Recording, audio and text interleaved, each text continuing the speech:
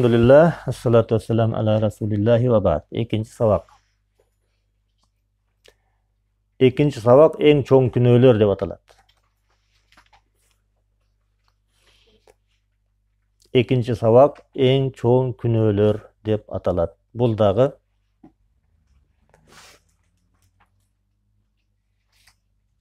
An Abi Bakrata radıyallahu anhu anin Nabi sallallahu aleyhi ve sellem ennehu kal. Abu Bakr rivayet kılan hadiste Allah'ın elçisi sallallahu aleyhi ve sellem üç yolu aytdı.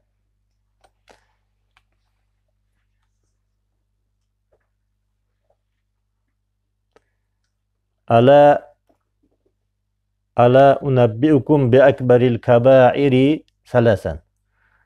Sahabalarına. Men sizlerge en çoğun günölerden habar bereyim mi? Men sizlerge en çoğun günölerden habar bereyim mi? Men sizlerge en çoğun günölerde aytıp bereyim mi dep üç yol aytdı. Kulna bela ya Resulullah. Biz ayttık o Allah'ın elçisi dedik. Aytыңыз bizge çoğun günöler emneken aytыңыз dedik. Kala el-işraku billahi ve ukukul valideyni sanay başladı. Allah'a şirk keltirүү, ata-enege ak bolуу dep turup oşol sözün aytıp atkanda Peygamber sallallahu aleyhi ve sellem can başlap jatat ele. Can başlap jatat ele. Can başlap jatıp aytты эле, men sizlerge çoğun günölөрдүн кабарын берейин деп can başlap жаткан жеринен отура kaldı dağı ala ve kavlu zur ve şehadatu zur ala ve kavlu zur ve şehadatu zur ala ve kavlu zur ve şehadatu zur ala ve kavlu zur ve şehadatu zur. Kaçan toktayt eкен деп атасыңарбы? Sahabalar da ошентип kaldı. Peygamberimiz kaytalayıverdi. Kaytalayıverdi uşunu. Жалган күбөлүк берүүдөн сактангыла, жалган күбөлүк берүүдөн сактангыla, жалган сөздөн сактангыla, жалган күбөлүк берүүдөн сактангыла деп кайталайберди. Биз качан токтоор экен деп калдык дейт.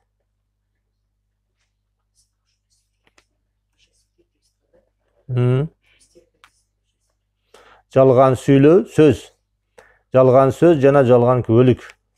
Экөө тең бар. Ооба. Жалган сөздөн сактангыла, жалган күбөлүк берүүдөн сактангыла деп кайталайберди дейт. Биз качан токтоор экен деп калдык деди. Эми хадистин таржымалы. Tarcımalı degendi bu Araptardın tercüme hal degen sözü. Ahval jönündögi malumat degende. Hadistin tarcımalı degeni oşol hadistin ahvalı kanday.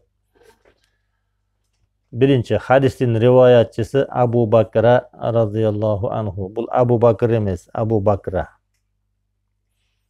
Abu Bakr'dan başka bu sahaba. Abu Bakra radıyallahu anh. Muhaddis Bukhari jana Muslim. Bulak Sahih-i Bukhari'den 2653, Sahih-i Muslim'den 87. hadis. Darajası sahih. Mına uşul 4 malumat hadis tarjımalı. Emi hadistin düşündürmesi. Fikhul hadis. Peygamber sallallahu aleyhi ve sellem sahabalarına sizlerge en çoğun günölerden kabar bereyim bi dep jogorudagı 3 çoğun günönü sanadı. 3 çoğun günönü sanadı. Alar Allah'a şerik koşu, ata-enege ak boluu, жалган күбөлүк берүү. İslamda çoğun günöler uşul 3'ü menen gana çektelip kalgan emes. Dagı bir hadisinde Peygamber sallallahu aleyhi ve sellem men sizlerdi 3 ölümge alıp baratırgan jeti çoğun günödөн saktangıla degen dagı Peygamber'in sahih hadisleri var. Bul jerde 3 dedi, al jerde 7 dedi. 3'kө dagы çektilbeyt, 7'ge dagı çektilbeyt. Çoң күнөөлөр 3 менен гана çektilbeyt, жанагы айтылган 7 менен гана çektilbeyt. Өтө көп. Өтө көп çoң күнөөлөр. Эми аларды каяктан билебиз? Курандан, хадистен келе турган болсо, окуп атабыз, мынау күнөө, муну жазсаң мындай болосуң деп окуп элеп атабыз çoң күнөөлөрдү. Каяктан билебиз кайсы күнөө çoң, кайсы күнөө кичине экенин? Шайхул-Ислам ибн Таймия жана анын шагирти Ибнул Кайим мындай деп тариф берген çoң күнөөнү. Çoң күнөө жөнүндө алымдар ар ким ар кандай тариф берген, сыпаттама берген. Ошолордун арасында мынау Ибн Таймия менен Ибнул Кайимдин сыпаттамасы, тарифи көп алымдар ушун туура болсо керек дешкен. Алар эмне деген? Алар айткан, Аллахтын ачуусун келтирген, аны жасаган адамга Аллах Таала Куранда наалат болсун, тозок болсун, азап болсун деп айткан. Же бул дүйнөдө ислам соту, казылар тарабынан ислами жаза белгилене турган күнөөлөргө çoң күнөөлөр деп айтылат. Мына теоремасы. Çoң күнөөлөрдүн теоремасы ушул. Кайсы экен? Çoң күнөө деп Аллахтын ачуусун келтирген, аны жасаган адамга Аллах Таала Куранда наалат болсун, тозок болсун, азап болсун, фавайлун лил мусаллин деп келет го, вайл болсун деп келет го, азап болсун деп айткан. Жана ушул дүйнө соту ислами мамлекеттердеги ислами соттор тарабынан жаза белгилене турган күнөөлөргө çoң күнөө деп айтылат. Андан башка мына ушул айтылган нерсеге кирбеген, кайсы күнөө ушул сапаттамага туура келбесе, анда ал кичине күнөөлөр болуп саналат.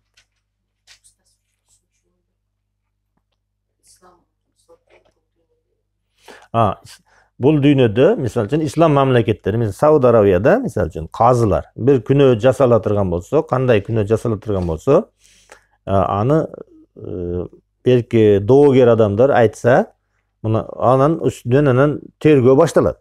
Мисалы үчүн да ислам мамлекеттеринде.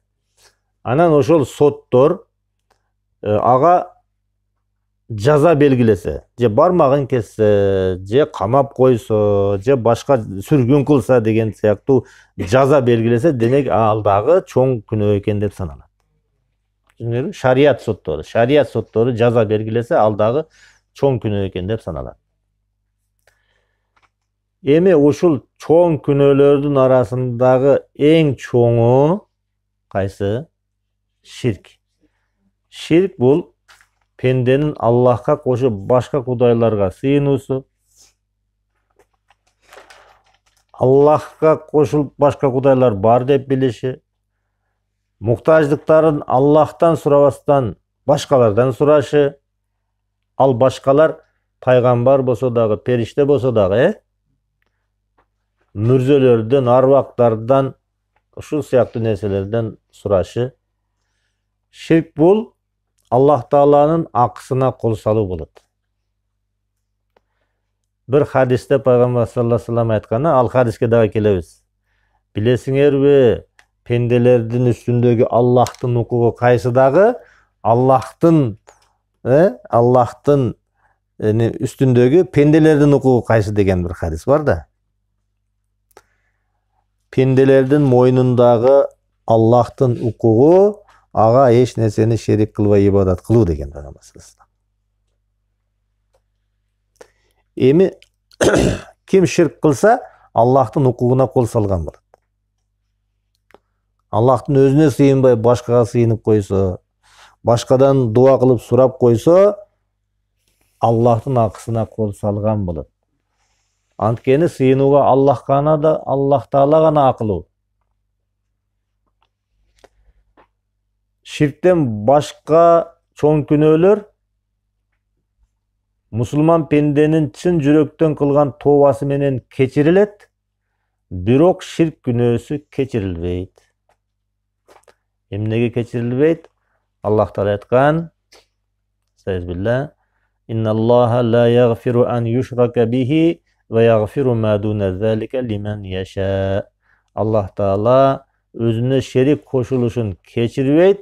Andan başka günöөлөрдү, adam öldürүү bolsun, uğurluk bolsun, zina bolsun, başka bolsun, özü kalagan pendeleri üçün tooba kılsa keçiret degen.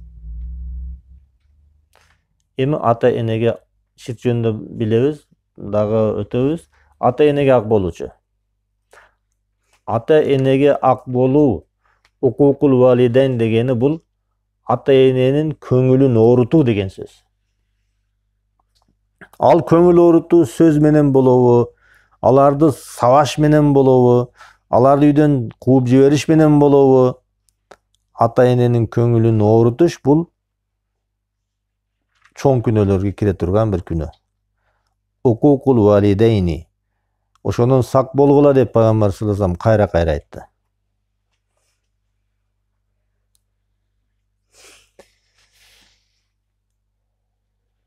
Пенденин мойнунда Аллахтын акысын орундаткандан кийин келе акысын орундатылыш керек болгон адам бул ата эне да. Аллахтын акысын орундатыш керек. Ширк кылбай, таухид менен ибадат кылып, Аллахтын акысын орундатыш керек. Андан кийин ата эненин акысы келет. Перзенттер мойнундагы ата эненин акысы жөнүндө Аллах Таала Кур'анда айткан. İsra suresi 23-24'te Estağfirullah ve qada rabbuka alla ta'budu illa iyyahu. Allah hüküm kıldı deydi. Özünün başka kudaylarga ibadat kılbagla dep buyurdu deydi.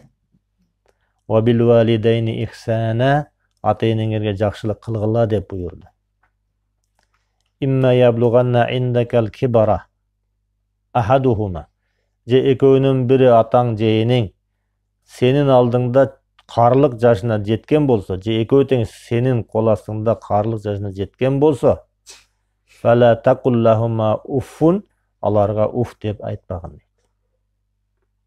Аларга уф деп айтпагын, алардын сөздөрүн кайрыбагын дейт. Жана аларга улук сылык сөздөрдү гана сүйлөгөн дейт.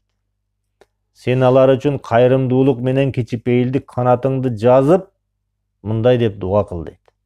О Раббим, ал экөөсүнө мага наристе кезинде меримдүүлүк көргөзгөндөрү сыяктуу, аларга да меримдүүлүк көргөз деп алардын акысына дуа кыл дейт.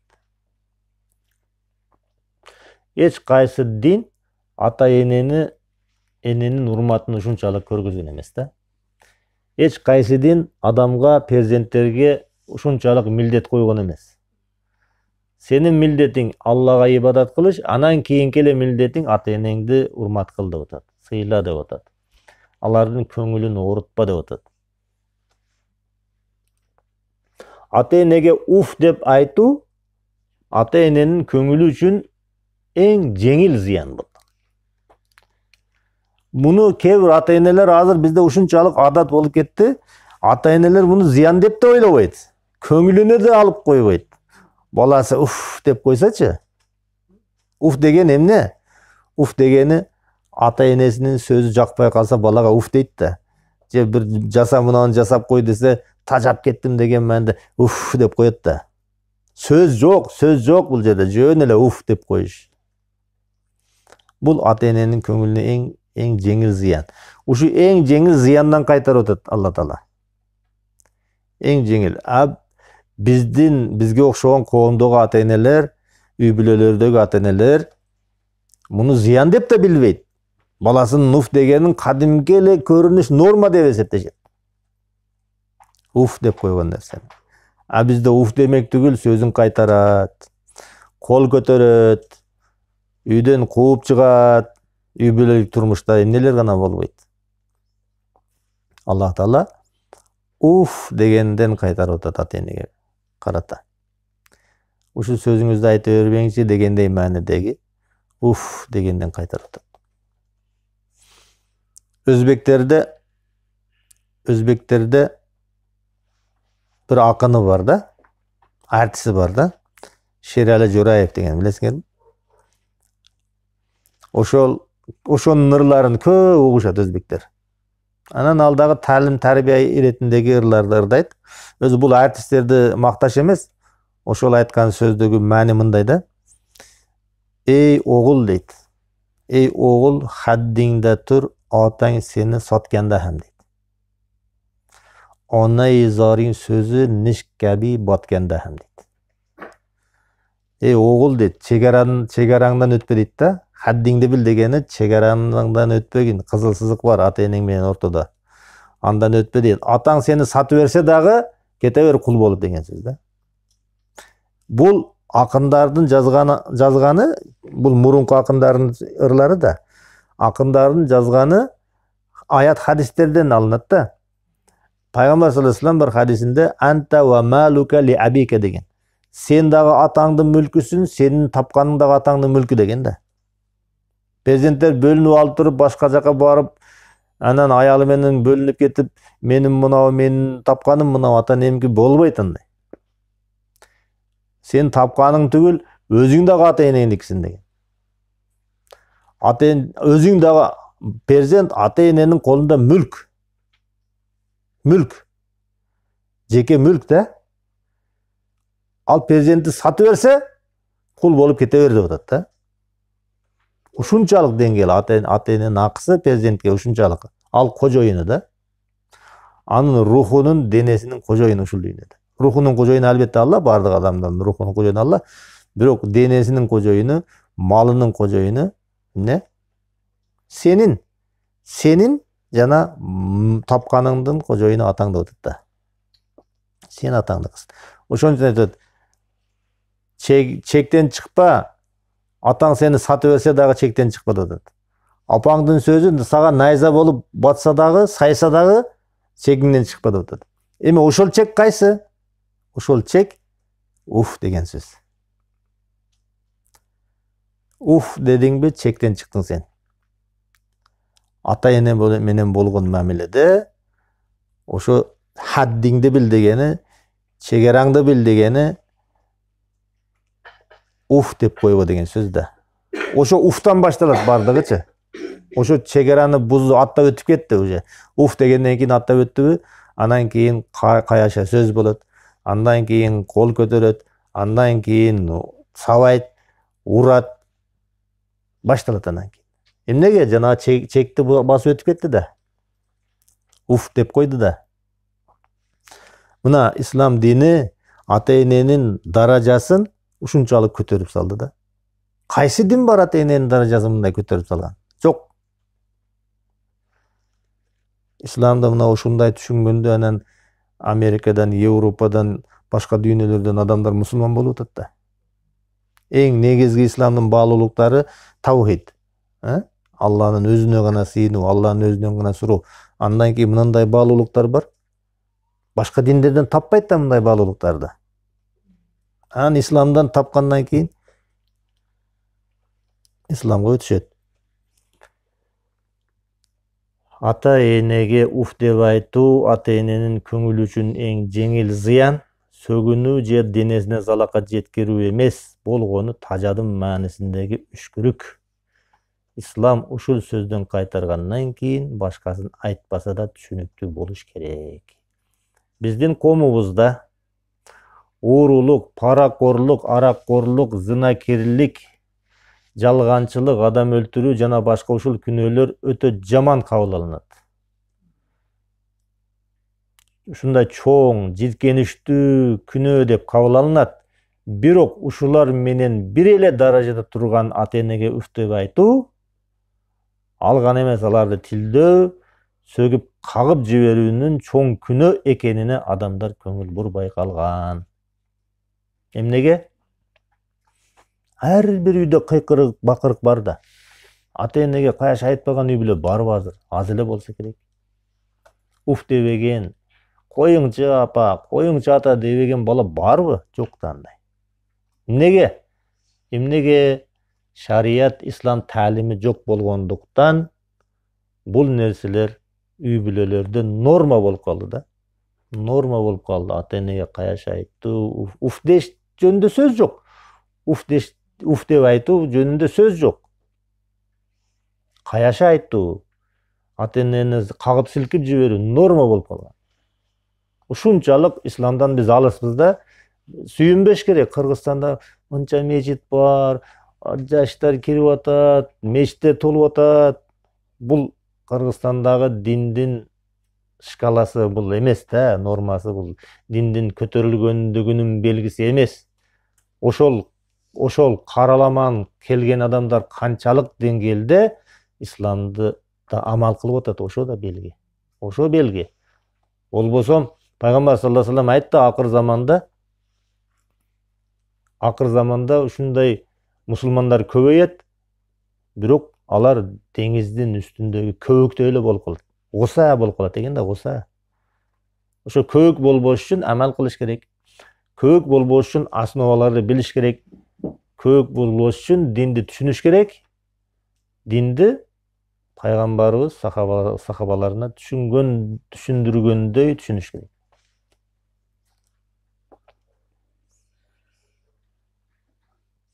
Эми жалган күбөлүк берүүчү. Бул күнөө ушунчалык ыплас, ушунчалык жийиркеничтүү, жалган айтуу, жалган күбөлүк берүү, ушунчалык жаман күнөө. Пайгамбар саллаллаху алейхи ва саллям Аллахка ширк келтирүү жөнүндө айтып атканда жан баштап отурду мынтипчи. Аллахка ширк келтирбегиле, ата энеңерге ак болбогула, көңүл оорутпагыла деп жан баштап отуруп сүйлөп атып эле ордунан тура калып, отуруп алып, анан эмне деди? Жалган сүйлөбөгүлө, жалган күбөлүк бербегиле, жалган сүйлөбөгүлө, жалган күбөлүк бербегиле, жалган сүйлөбөгүлө, жалган күбөлүк бербегиле. Кайталай берди. Сахабалар качан токтор экен деп калдык деди.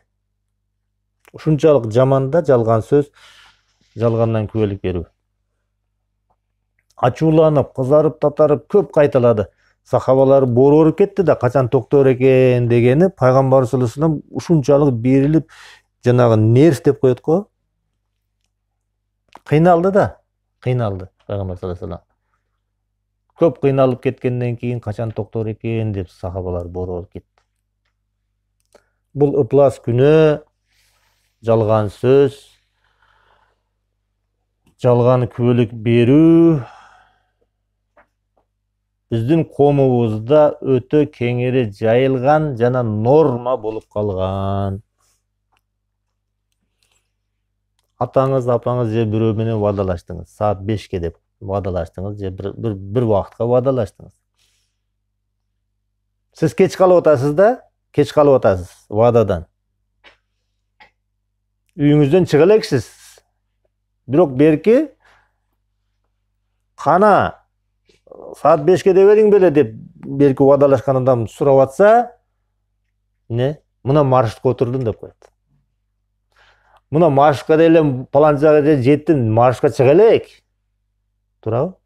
Бул кадыресе эле кадимки эле сөз, норма да булчу. Адамдарга норма да. Бул бир эле көрүнүш да. Жетей деп калдым дейт. Каякта жетей деп, үйүнөн эми чыгып атат. Жалган сөз, бул жалган сөз деп деле эсептебейт адамдар мындычы. Алдап атат да, туурабы? Беркини сооротуп атат да, эми ачууланбай турсун деп эле айтып атат. Буну жалган деп да эсептешпейт. Коомубуз ошондой болуп калды да. Адамдар үйдө, көчөдө, базарда, ишканада жалган. Сот процесстериндечи жалган күбөлөр келет. Ал гана эмес да, парламент мажлистеринде да жалгандарды кабагым кашым деп айтып коюшат депутаттарчы. Чиновниктер, мына ошондуктан оңолбойбуз да. Пайгамбар саллаллаху алейхи ва саллям эскерткен, ачууланган буну. Жалгандан сактангыла, жалган күбөлүк бергенден сактангыла. Тууганы депутаттыкка барып атат. Ал тууганы коррупционер. Бирок ошону мактап атат да. Чогулуштарда элдин алдында бул мындай жыргата берет, мындай адам деп мактап атат да, жок нерсе менен. Адам өлгөндө деле бир алкаш адам болсо деле, анан кошок кошкондо ушундай кыйын киши болчу деп эле кошуп, бул дагы жалган күбөлүк. Соттордогу жалган күбөлүктөр. Базарлардагы алдагандар. Кандай товарың десе жалгандан мактан. Бардыгы жалган күбөлүк да. Ошондон сактангыла деп пайгамбар саллаллаху алейхи вассалам чоң күнөөлөрдүн катарына киргизет. Ошондой жалган менен жан багуу биздин коомдо кадимки эле нерсе болуп калган да. Бирок чынында ислам буларды чоң күнөөлөрдүн катарына киргизет жана мындан сактанууга чакырат. Эми хадистен алынган пайдалар. Хадистен алынган пайдалар кайсы? Суфизм деген агым бар да, суфизм. Суфисттер, суфийлер деген бар. Анан бирөөлөр суфизмди актап туруп бул жан дүйнөнүн тазалыгы дешет. Анан ошо жан дүйнөнүн тазалыгы жанагы суфи менен шейхтер болот, устаздар болот, шейхтер болот, анан муршиттер, муриттер деген бар да аларда. Муршиттер дегени булар жол баштоочулар деген. Муриттер деген алардын шагирттери дегени да. Суфизмде шагирт менен устаздын аралыгы ушунчалык мындай чектен чыгып кеткен да, гулуу деп коет анычы. Азыр да бар, ушундай устаздар бар, шагирти анын алдында отурбайт. Шагирти тик турат, баш жерде ушундай кол кошуп турушат да. Эмне десе устаз ошондой, шагирт ошондой болуш керек. Же болбосо ошо мурид менен ошо аны ээрчиген адамдар буну ушунчалык бир Кудайдын катарында, пайгамбардын катарында эме көрүп туруш керек да, ээрчиген адамдар. Суфизм да ушундай. Ислам да андай эмес да. Мына пайгамбар саллаллаху алейхи вассалам сахабаларына шарият айтып атат. Сахабаларына ширктен абайлагыла деп турганда кандай турду? Ушундай мына жан баштап алып, мен ушундай жан баштап алып силерге сабак өтсөм бейкылык экен дейсиңер да. Нормада бул, бизде ошондой кабыл алынып калган, туурабы? Жан баштап жатып сүйлөсө, бул кыйынсып калыптыр дейт. Бирок пайгамбар саллаллаху алейхи вассалам сахабаларына жан баштап жатып шарият айтып аткан экен да. Бул факт да. Жан баштап жатып, анан деди, жанагы жалганга келгенде тура калып, анан отура калып, анан сүйлөдү деп атат. Мындан эмнени алабыз?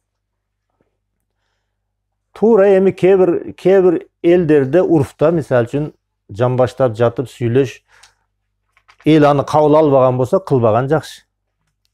Бирок жан баштап жаткан болсо сен күнөө кылдың, сен бул шариятка туура келбеген иш кылдың дебеш керек экен да. Мына пайгамбар саллаллаху алейхи вассалам сахабаларына жан баштап жатып айтып аткан экен. Мына хадис турат да. Жан баштап жаткан жеринен Аллага шерик келтирбегиле, ата энеңерге ак болдан сактангыла деп жан баштап жатып айтып аткан экен да сахабалар.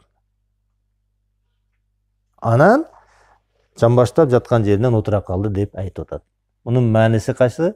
Ушу жан баштап жатып сүйлөсө, кээде устаз менен шагирттин аралыгы ушунчалык болуш керек. Мындай ортодо жанагындай бири-биринен тартынуу же башка болбош керек да. Анан устаз отурушка да тыюу салып койсо, өзүнүн пайгамбар даражасына көтөрүп алса, анан шагирттери дагы ортодо неме бар деп анан ошончолук расстоянияны немесин сактап, анан кымтынып турса, ал укпайт деле да айтылган нерсени. Эркиндик болуш керек да, устаз менен шагирттин ортосунда эркиндик болуш керек, орусчасында неме дейт? Искренность болуш керек да. Ачык мамиле болуш керек да. Анчалык жанагындай суфизмге окшоп эме кылбаш керек. Тар чөйрөгө киргизип, устаз менен шагирттин арасында анчалык жок нерселер менен бир эрежелерди токуп салбаш керек. Мына пайгамбар саллаллаху алейхи вассалам менен сахабалар ушундай болду. Жан баштап жатып айтты эле, анан отура калып айтты.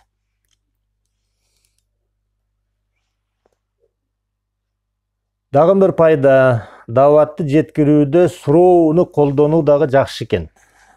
Пайгамбар саллаллаху алейхи вассалам биздин мугалимибиз да, эң чоң мугалимибиз да. Пайгамбарыбыздын методдорун айтып атабыз.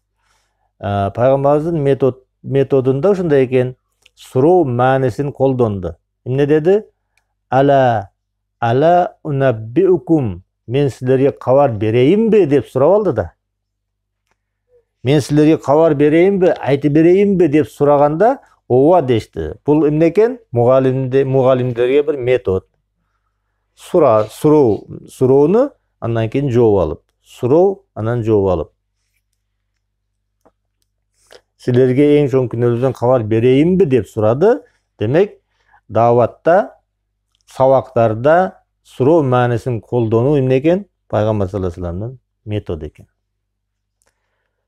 Дагы бир пайда, күнөөлөрдүн эң чоңу ширк. Бул күнөө кечирилбейт, андан башка күнөөлөрдү Аллах каалаган пендеси үчүн кечирет. Дагы бир пайда, ата-эненин көңүлүн оорутуу, жанагы бизге күнөө эместей сезилген уф деп коюудагы арак ичкен менен, зына кылган менен, уурулук кылган менен, ошолордон кем калбаган, ошолордун катарындагы чоң күнөө болот да. Даражаны карагыла, даражасын. Ата-энеге уф деп коюу менен сойкулук кылуу бирдей эле деңгээлдеги. Араккорлук, арак ичкен, уурулук кылган, адам өлтүргөн бир эле деңгээлдеги күнөө болуп атат, чоң күнөө болуп атат. Кабаир болуп атат бардыгы.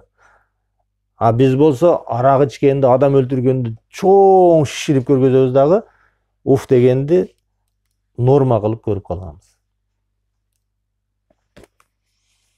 Пенде чоң күнөөлөрдөн сактанып жүрсө дагы бир пайда. Аллах Таала анын өткөн күнөөлөрүн кечирип жиберет.